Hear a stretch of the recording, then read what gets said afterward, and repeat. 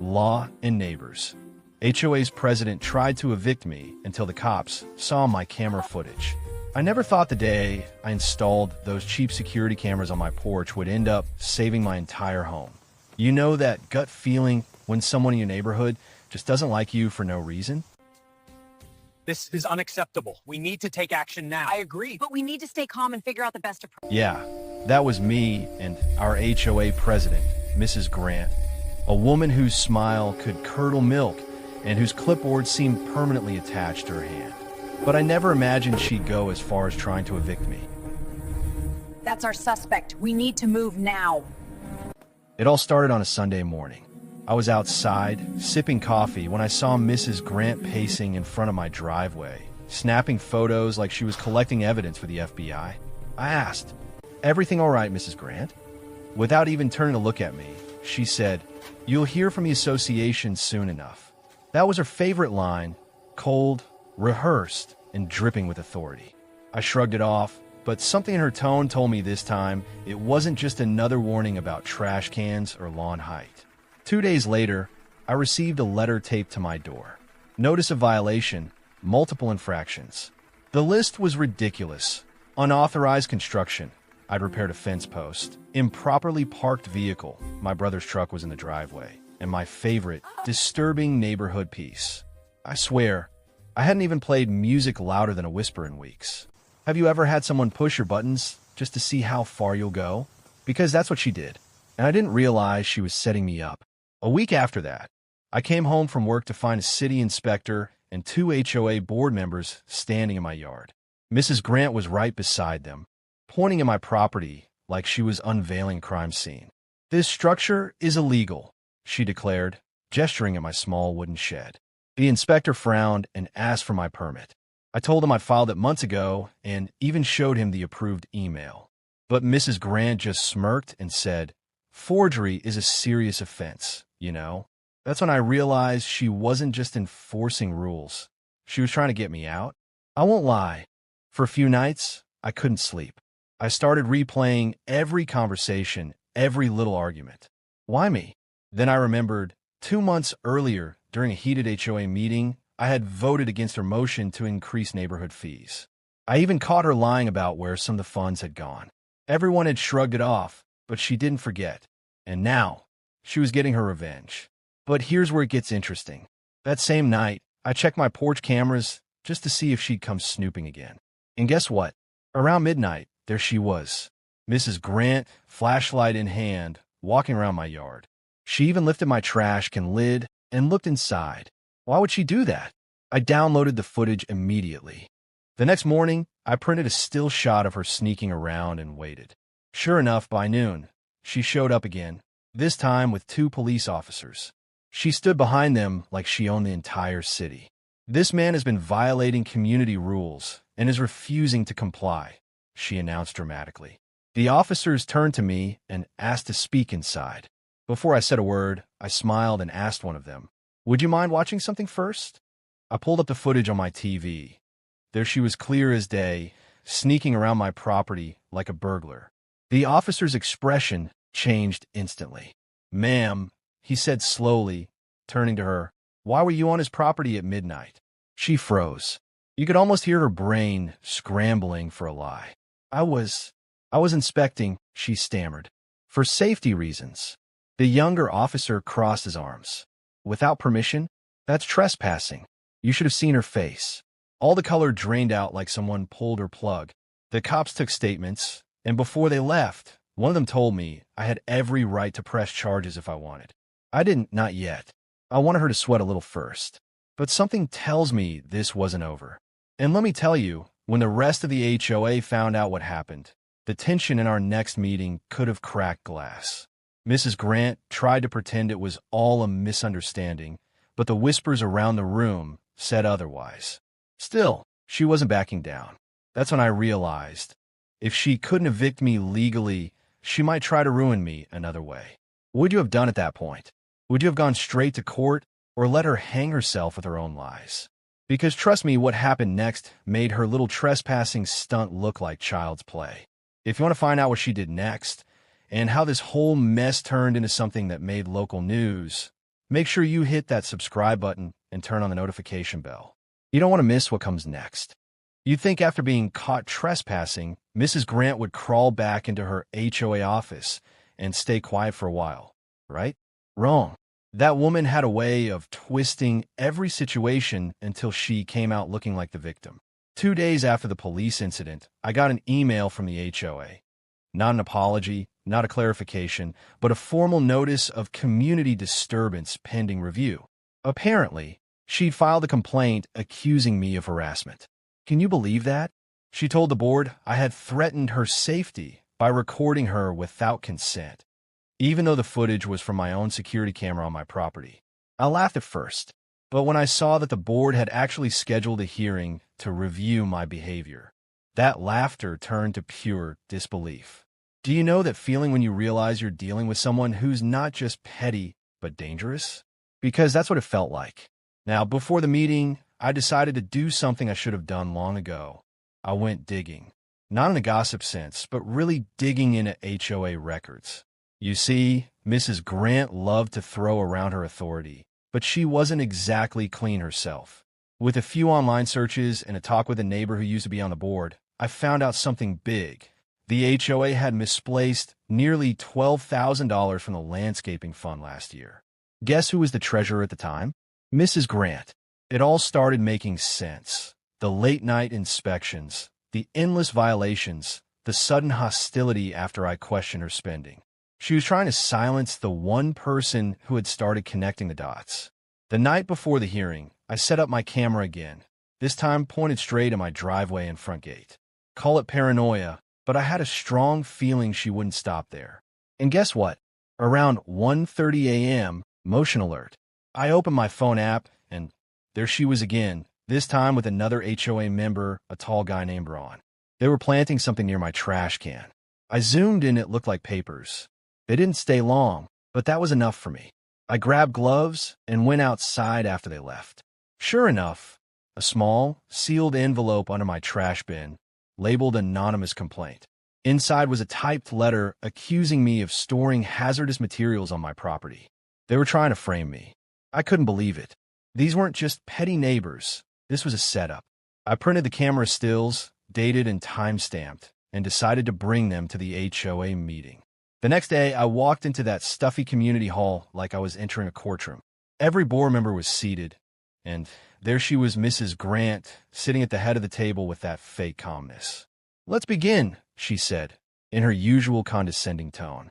"Mr. Turner, we're here to discuss your continued violations and harassment of the board." I didn't say a word. I just handed the printed photos to the members sitting beside her. One by one, they looked at the images, their faces shifting from confusion to shock.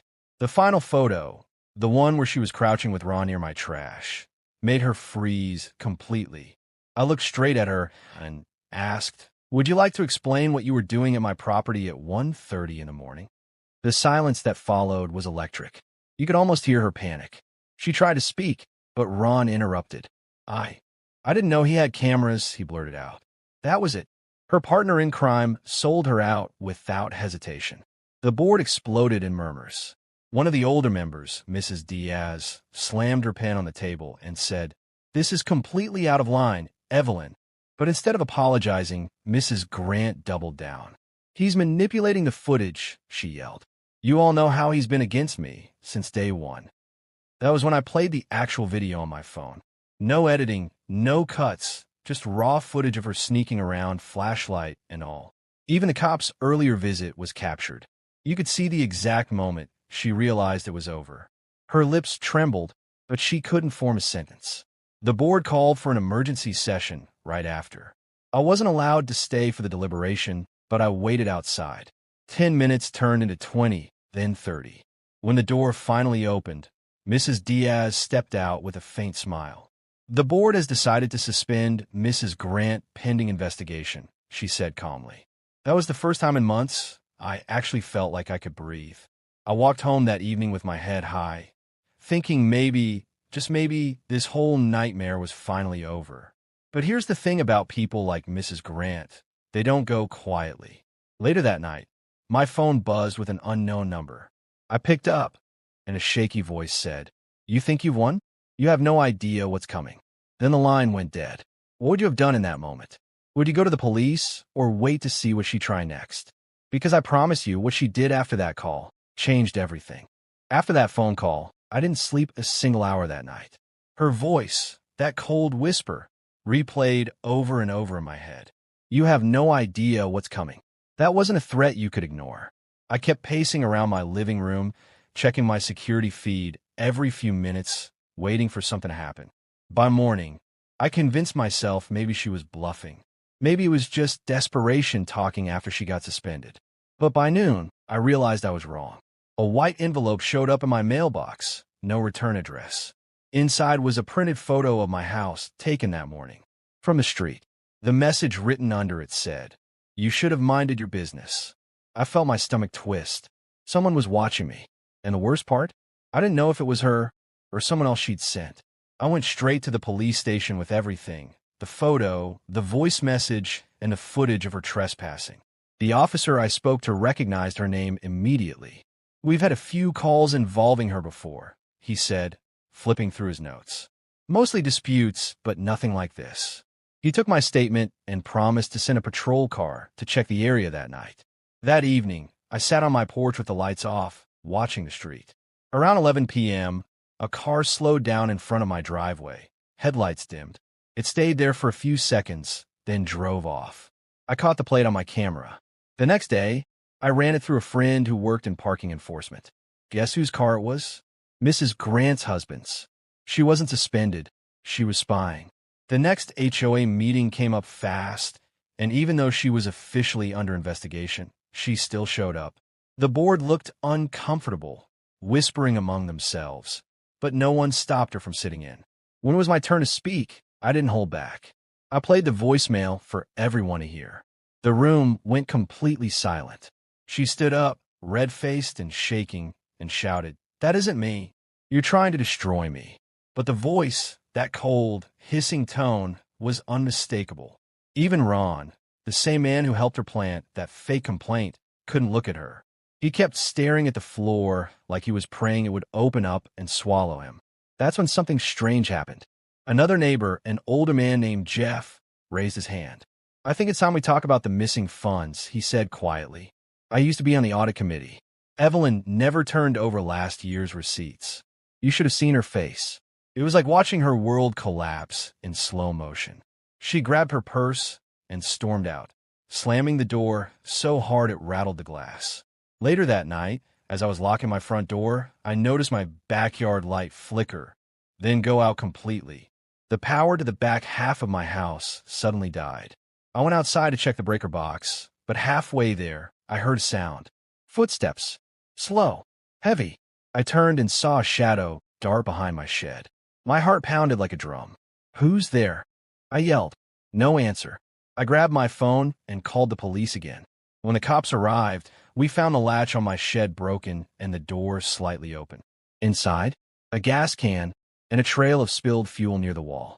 Whoever came there was planning something far worse than harassment. The officer looked at me and said, "You need to stay somewhere else for a few nights." I didn't argue. I stayed with my brother across town that week, but I kept watching my cameras remotely. The next night, 2:17 a.m., there she was again, Mrs. Grant, standing in my backyard, flashlight in one hand, phone in the other. She was whispering to someone on the call, pacing like she was coordinating something. That's when I realized she wasn't acting alone anymore. Now, let me ask you something. What would you do if your own neighbor, someone in power over your community, turned into your stalker? Because I knew right then, if I didn't end this soon, she was going to destroy me, one way or another. 3 days after catching her on camera again, the police finally issued a restraining order against Mrs. Grant. She was banned from coming within 200 feet of my property. You'd think that would be the end, right? But no, she still had one last card to play.